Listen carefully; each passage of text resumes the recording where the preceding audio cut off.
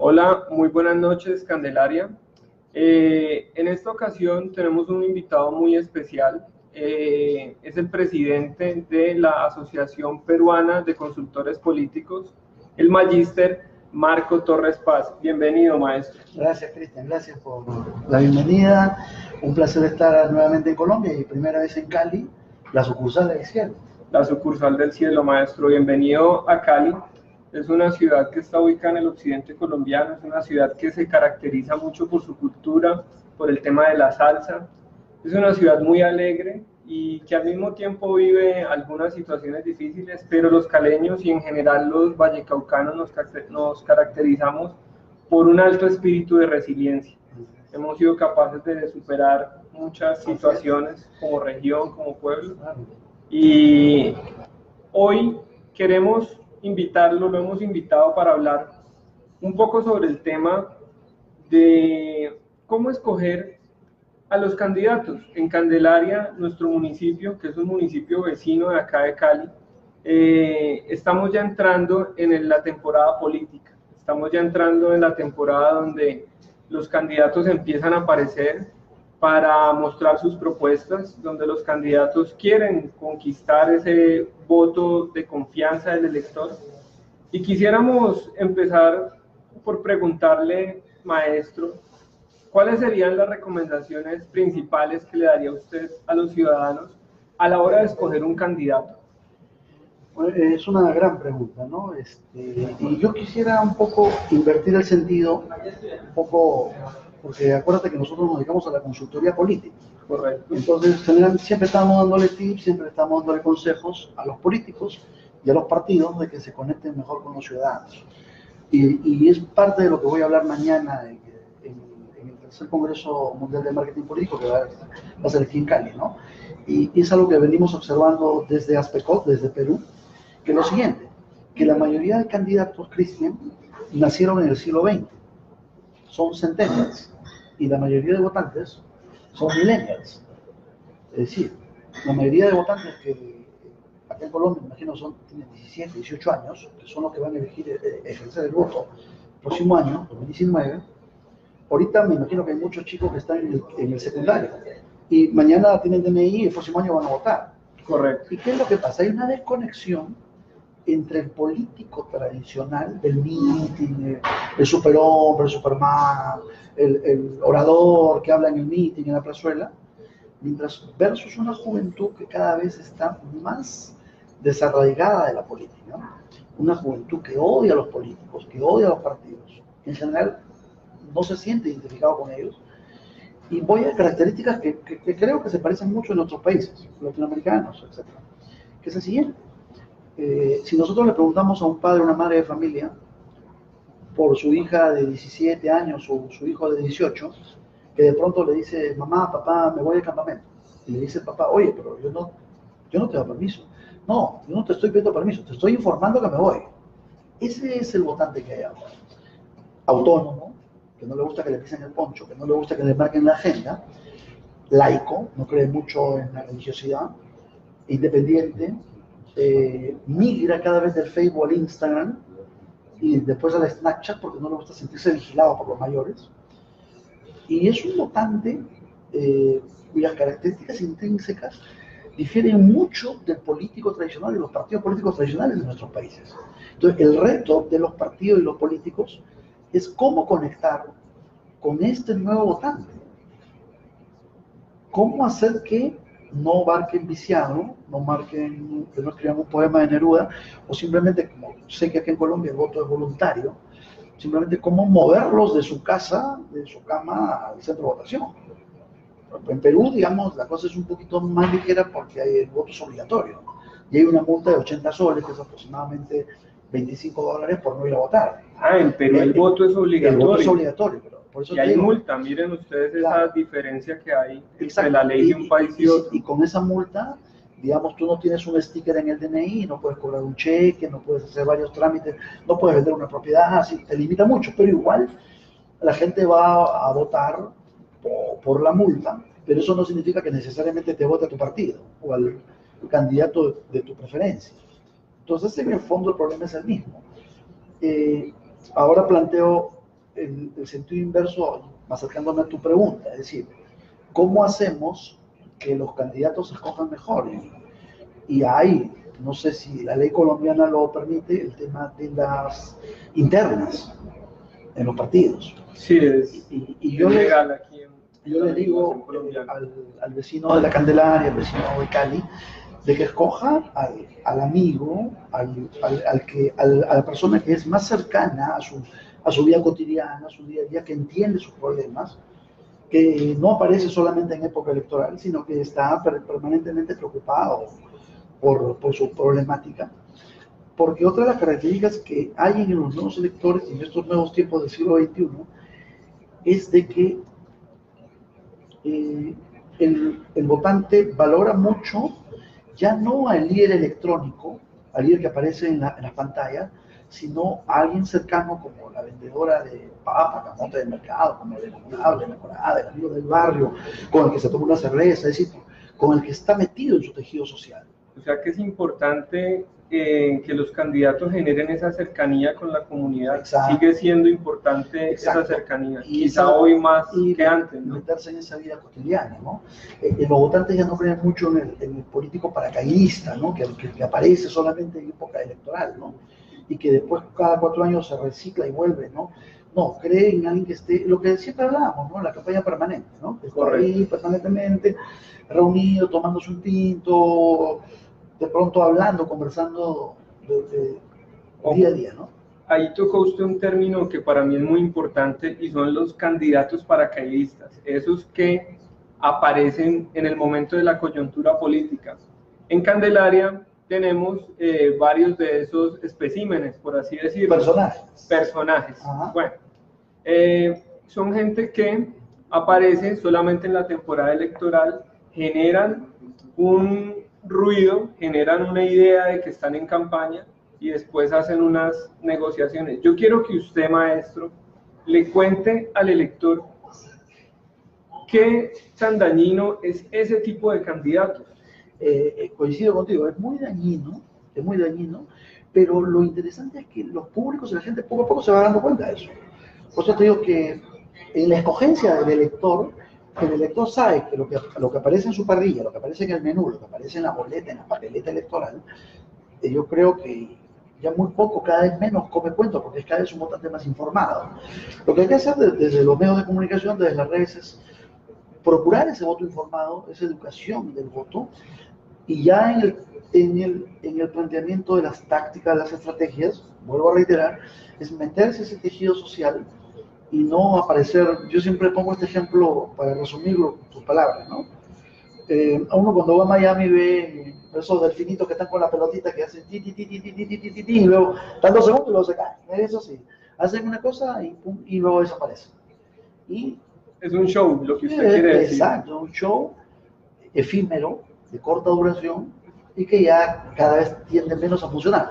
Por eso que en nuestros países, ojo, cada vez se vota menos a los ricos y famosos, como futbolistas, voleibolistas, salvo uno que otro personaje público pero que logra una conexión emocional con su gente.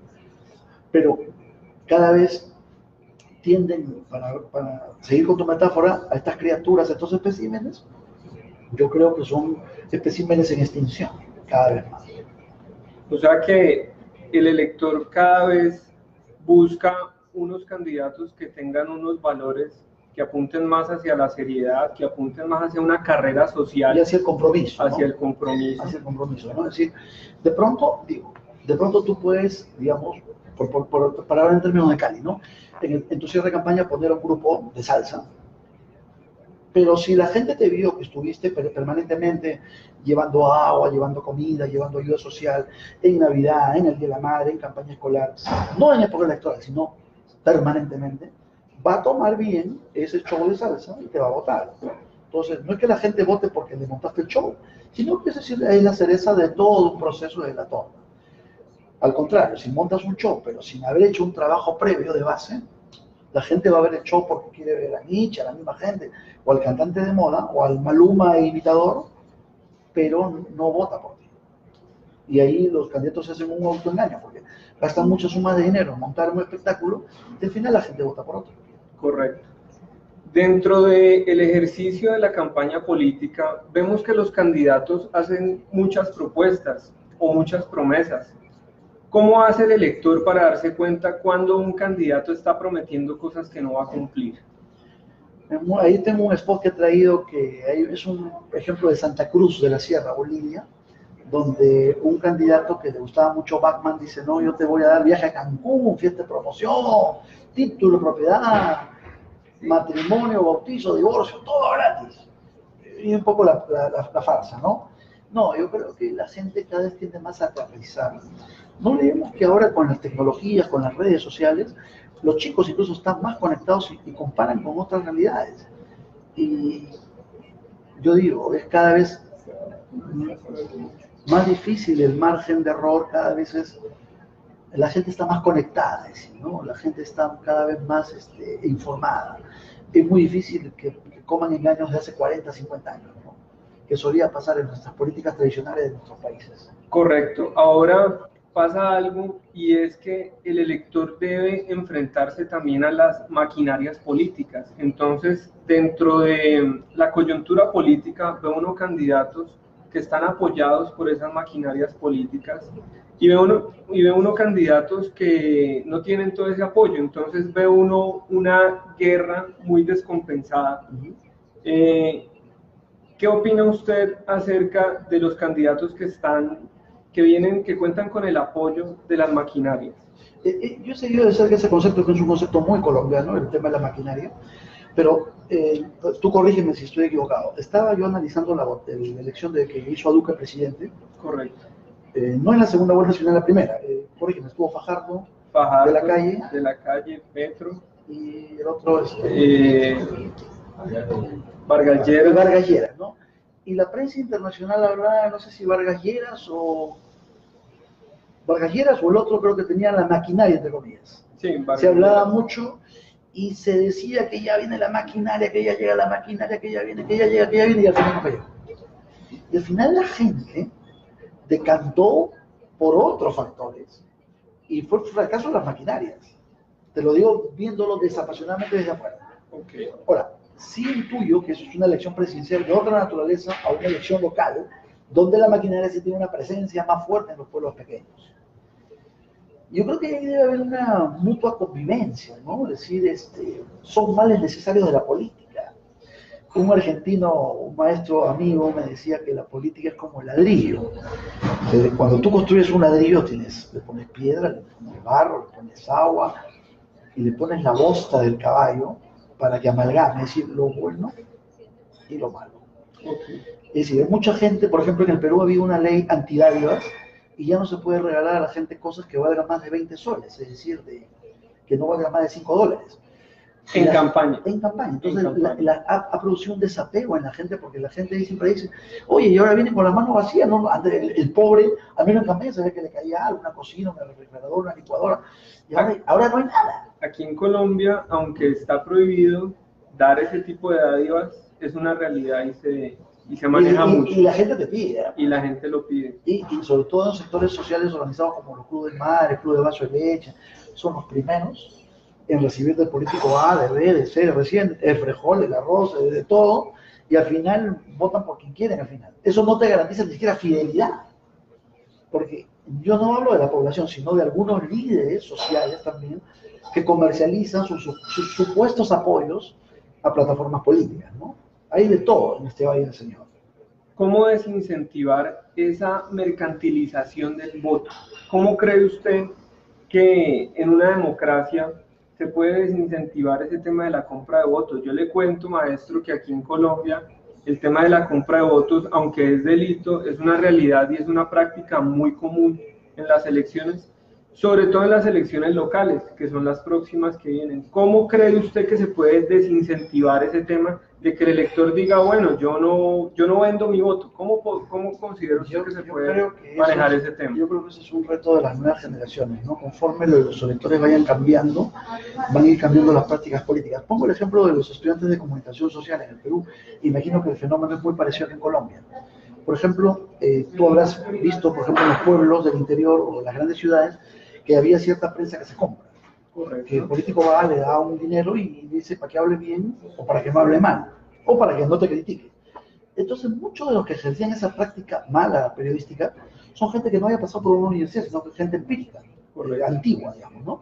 Entonces, conforme fueron saliendo nuevas generaciones de egresados de periodismo, de comunicación social, de ciencia política, de las universidades, titulados, graduados, han ido produciendo un cambio y cada vez se ha reducido esa práctica perversa de pagar por entrevistas, de pagar por publireportajes en la prensa.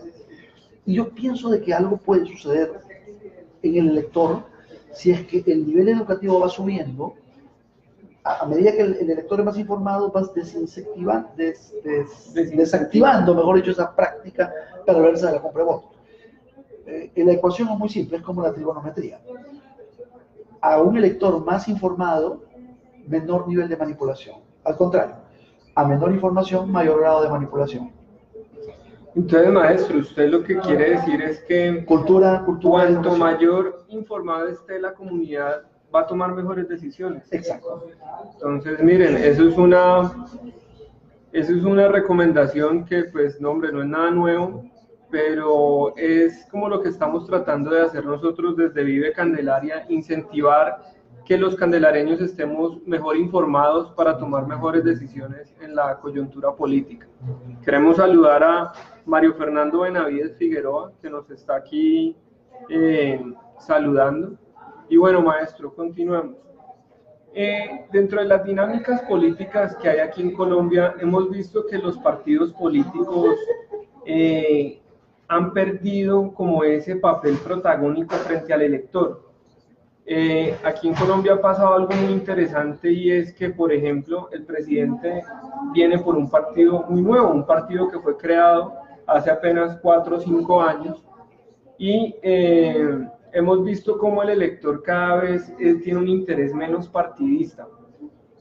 ¿Cree usted que esa es una tendencia a nivel latinoamericano? Sí, es un fenómeno, es decir, los partidos se han vuelto una envoltura, una cáscara. Los partidos se han vuelto un requisito simplemente para la postulación, pero lo que prima son las personalidades políticas. Entonces, ¿qué pasa? Hay partidos que son dientes de alquiler, son cascarones electorales, y hay los grandes políticos. Y yo entiendo perfectamente, o sea, Uribe, que es una gran personalidad, sé que es querido por muchos, odiado por otros, pero es una personalidad, eso no se puede negar. Y él, lo que yo he visto allá afuera es que creó el partido de la U, y al sentirse traicionado por Santos se creó el Centro Democrático. El Centro Democrático. Entonces, y crea, y todo su elector lo movió. Lo que pasó en México, Andrés Manuel López Obrador estaba en PRD, creo, y al final, como se sintió traicionado por la cúpula de ese partido, creó Morena, y la gente lo siguió a Morena. Pero no porque creen en Morena, sino porque creen en Andrés Manuel. Igual, la gente que cree en Centro Democrático, no porque se volvió Centro Democrático, es por Uribe. Es el clásico ejemplo de lo que pasa en Perú, por ejemplo, con Keiko Fujimori o con PPK. El símbolo de Keiko es una K, el símbolo de PPK es PPK. Entonces, cada vez vemos que la política es antropomórfica, es la cabeza, el personaje. Y cada vez se pierde más el sentido, digamos, del partido tradicional del siglo XX, de la ágora, de la reunión. Eso no. Es decir, la gente es como vota por una marca.